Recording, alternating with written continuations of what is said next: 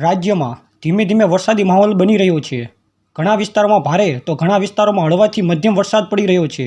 આ સમયમાં નિષ્ણાતો દ્વારા ભારે વરસાદની પણ આગાહી કરવામાં આવી રહી છે। ત્યારે 14, 15 અને 16 તારીખમાં કયા કયા વિસ્તારમાં વરસાદની શક્યતા છે તે આજે આ તમને વિડીયોમાં જણાવવાનો છું। પણ તે પહેલાં તમે અમારી ચેનલ ઉપર નવા હોય તો ચેનલને સબસ્ક્રાઈબ જરૂરથી કરી લેજો, જેથી આવી હવામાનની જાણકારી તમને અમારી ચેનલ પરથી મળતી રહે। તો 14 તારીખના રોજ 13 જિલ્લામાં ભારે વરસાદની શક્યતા છે। મુખ્યત્વે દક્ષિણ ગુજરાત અને દક્ષિણ સૌરાષ્ટ્રના વિસ્તારોમાં ભારે વરસાદ પડી શકે છે।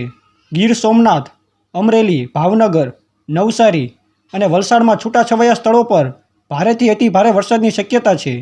રાજકોટ, જૂનાગઢ, પંચમહાલ, છોટા ઉદેપુર, નર્મદા, સુરત, તાપી અને ડાંગમાં યલો એલર્ટ સાથે ભારે વરસાદની શક્યતા અમુક વિસ્તારોમાં રહેલી છે। 15 તારીખના રોજ પણ દક્ષિણ ગુજરાત, સૌરાષ્ટ્ર અને ઉત્તર ગુજરાતના વિસ્તારોમાં ભારે વરસાદની શક્યતા છે।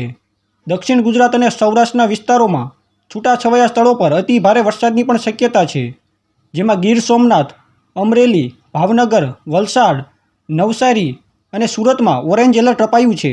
પોરબંદર, જૂનાગઢ, રાજકોટ, બોટાદ, સુરેન્દ્રનગર, બનાસકાંઠા, ડાંગ, તાપી, નર્મદા અને ભરૂચમાં યલો એલર્ટ સાથે છૂટાછવાયા સ્થળો પર ભારે વરસાદની શક્યતા છે।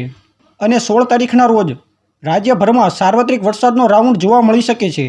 સૌરાષ્ટ્ર, દક્ષિણ ગુજરાત અને મધ્ય ગુજરાતના અમુક વિસ્તારોમાં છૂટાછવાયા સ્થળો પર અત્યંત ભારે વરસાદની શક્યતા પણ છે।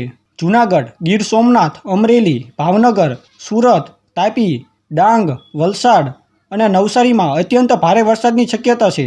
દેવભૂમિ દ્વારકા, પોરબંદર, રાજકોટ, સુરેન્દ્રનગર, બોટાદ, અમદાવાદ, ભરૂચ, વડોદરા, છોટા ઉદેપુર અને નર્મદામાં છૂટાછવાયા સ્થળો પર ભારેથી અતિ ભારે વરસાદની શક્યતા રહેલી છે। કચ્છ, જામનગર, મોરબી, પાટણ, બનાસકાંઠા, મહેસાણા, સાબરકાંઠા, ગાંધીનગર, અરવલ્લી, આણંદ, ખેડા, મહીસાગર, પંચમહાલ અને દાહોદમાં યલો એલર્ટ આપવામાં આવ્યું છે। આ વિસ્તારોમાં હળવાથી મધ્યમ વરસાદની શક્યતા છે।